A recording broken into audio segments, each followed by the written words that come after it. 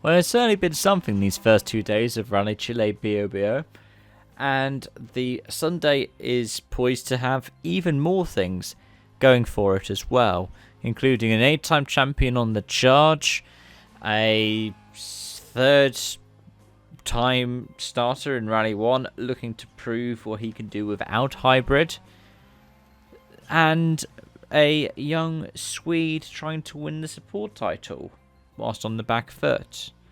Let's talk about some of the narratives for the first couple of days of the event before we get ready for the Sunday. And firstly, I think we can say it is Thierry's title to lose. If the rally stopped right now, then Thierry Neuville would have a 31-point lead over teammate Oid Tanak with 2 rounds left to go.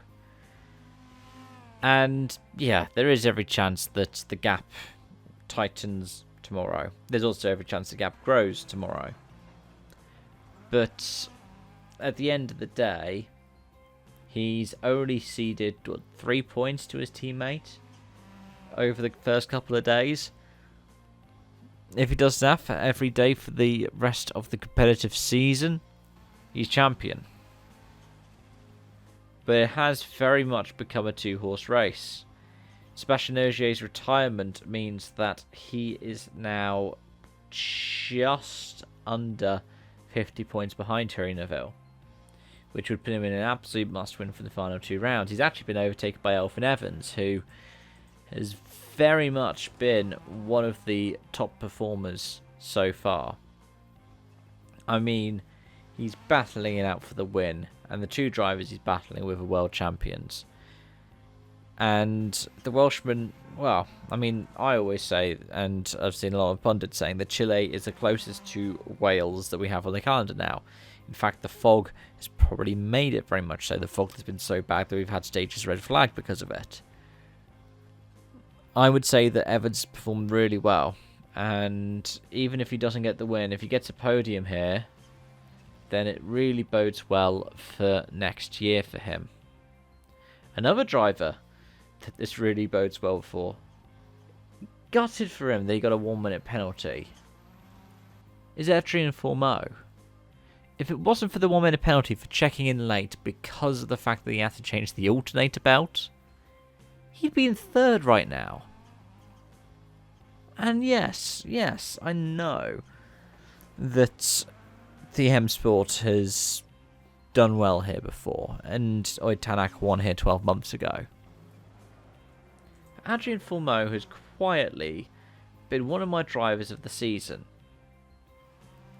The amount of podiums the kid picked up, say kid, he's the same age as me, I think, but the amount of podiums this guy's picked up, the brilliant performances he's put in time and time again,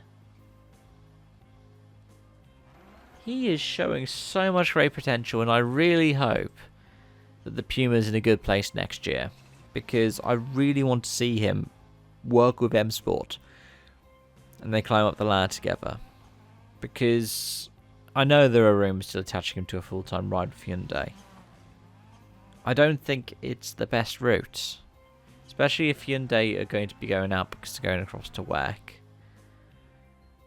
The Hyundai is such a peaky car. For the drivers it works for, it really works. Look at Thierry Neuville. Look at Oid Tanak, who's gone back there. And look at the late Craig Breen, who did that the year before Tanak. They have all done really well with the way that car works. But some of the greatest in the sport have struggled. In fact, the greatest to ever do it, Sebastian Loeb, has struggled with the Hyundai's design philosophy. But I'm going to wrap up with a quick chat about WRCT. Oliver Solberg was running really well, and then tyre damage on stage 11 loses him a minute. Well, no, loses him more than a minute, but now he's a minute down on Nikolai Gryzin. If he's able to find 45 seconds, he's back up to 2nd. Right now, 4th would be okay, but it would mean that Sami Pajari needs to get 15 points. Japan needs to get a podium. And you don't really want to rely on that. It would also mean that if we finish right now, Nikolai Greisen would have to win the last 2 events as well to be able to be in with a shout of getting the title. But hey, if Greisen did that, and if Johan Roussel was also able to get a good performance out, that would be to the detriment to someone like the young Payari, who has done well this weekend in the WRC. Granted, he's had his own issues that have dropped him down the order, but the kid's showing a lot of promise. I think it's on that word, promise, that we can leave it be for today. Thank you for watching and for joining, and I look forward to doing my full rally review tomorrow. So until then, it's bye-bye for now.